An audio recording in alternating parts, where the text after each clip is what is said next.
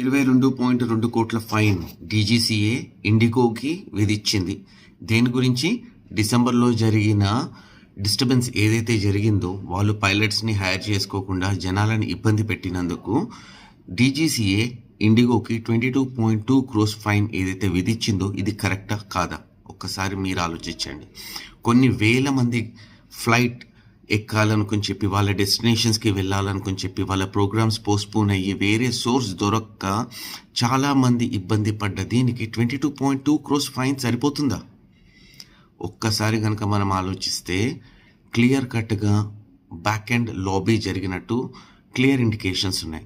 జనరల్గా ఇలాంటి వాటికి కనీసము డీజీసీఏ నామ్స్ ప్రకారంగానే 500 కోట్లకు పైగా ఫైన్ వేసి ఇంకొకసారి ఇలా జరగకుండా చూసుకోవడానికి వాళ్ళు కఠిన చర్యలు కూడా తీసుకోవాలి. కానీ ఇక్కడ మనకు అలాంటిది ఏదీ కనిపించట్లేదు. దీనిపైన మీ ఒపీనియన్ ఏంటో నాకు కింద కమెంట్స్లో చెప్పండి.